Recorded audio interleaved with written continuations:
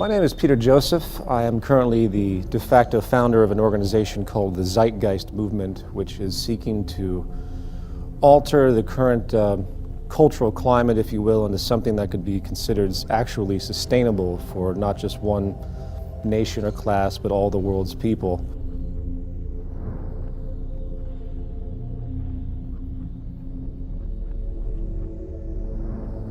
We live in a paradigm now where we have society operating on the idea that we can grow infinitely.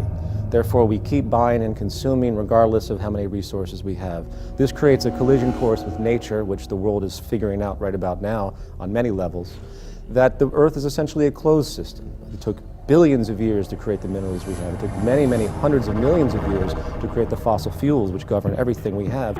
And amazingly enough, we've created this system where we're using all of our resources to create the economic growth required to sustain employment and everything else.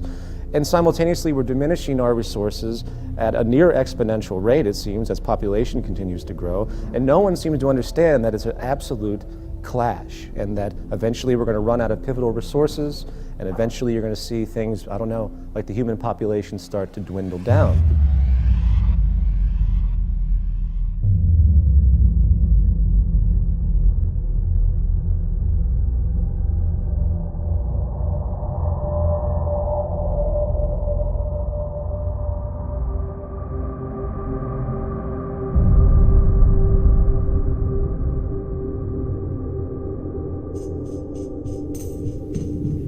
My name is Jacques Fresco, and I'm going to present the concept of the Venus Project.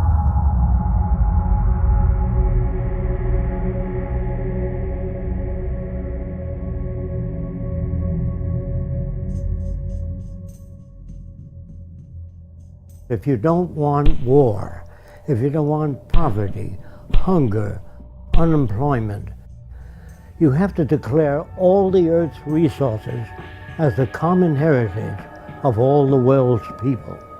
All the artificial boundaries have to be removed so that people can travel anywhere. It has to be a global society. There are many people that feel, well, let's develop each country. You can't do that, because if the Russians do experiments with nuclear materials and the Chinese, that air goes all over the world. So it's very hard to work independently. So I would say, if you want these things, you have to change the way your society operates.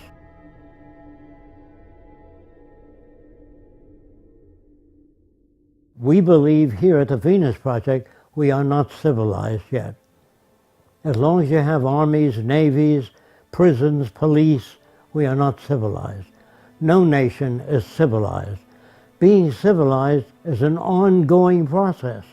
The more we learn, the more we know about the environment and human relations, the more we're able to deal with the problems. If we fail to do that, we won't be able to solve problems. If we go with traditional values, we won't be able to solve problems. All of these pump primers do not work. There's always been wars. The wars have continued to get worse, even though the universities today have the most sophisticated equipment in the science labs, the architectural labs, all the labs, and the wars are getting worse. The explosives are getting worse. Since the atom bomb, the explosive power is much worse. So there's something definitely wrong with all cultures. When I say wrong, I mean that the system doesn't work. Now, to talk about a system that does work is a little foreign to our habits of thought, so I'm going to try to explain how we make decisions. Actually, we don't make decisions, we arrive at them.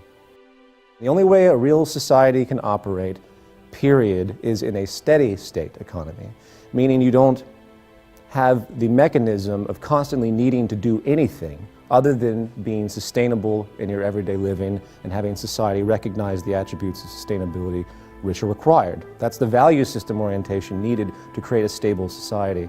As a brief extension of this, we live in a materialistic culture. We live in a culture that's predicated on inferiority and people thinking that they need more and more and more because of many reasons, because of someone else having more, status-oriented issues, so on and so forth.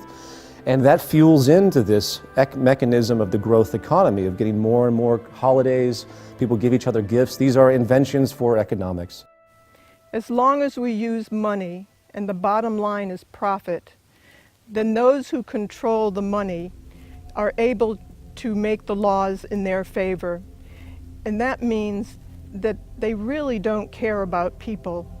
They care about wealth, property, and power when that is the main incentive. So when we use a monetary system, there is no justice within this system. There's no making this system equitable. What we need is an entirely new system that we call a resource-based economy.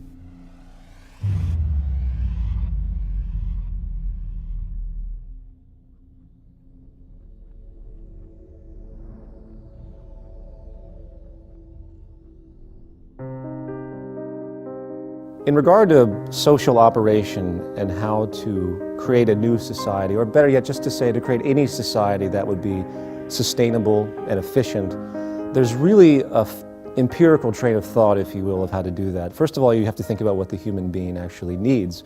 We require resources at the bare minimum. We require food, water, etc., as we all know. Therefore, resources become the most paramount subject.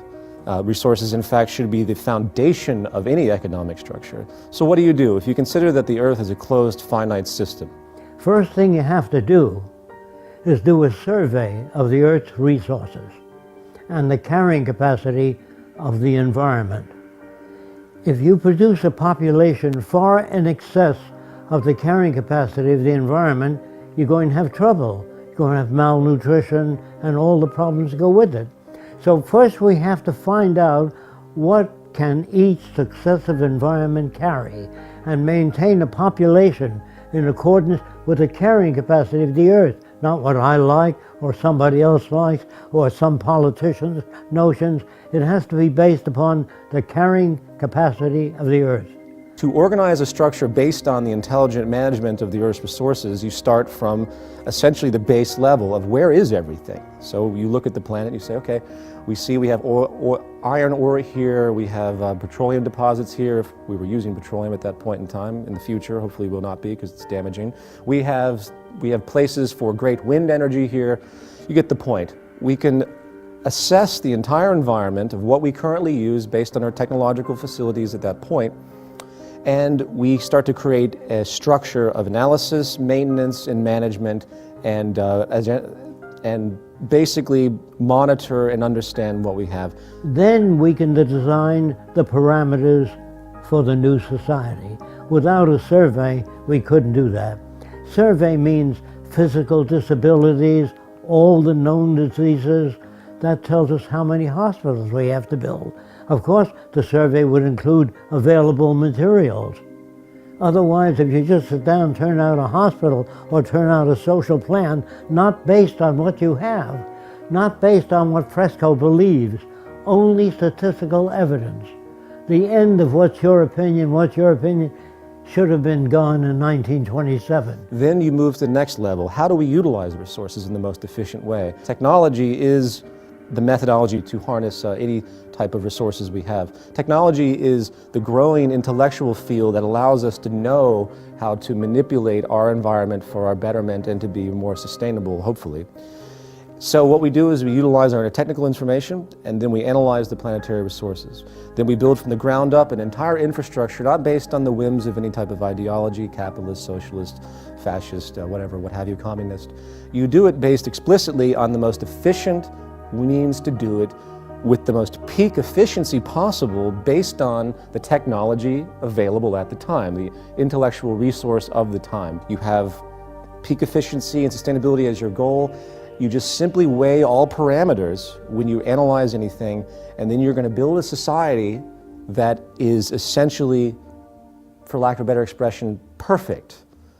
It's not perfect at all because things are going to constantly change, but it's the best you can do at that point in time, which I think would be a variance of perfection.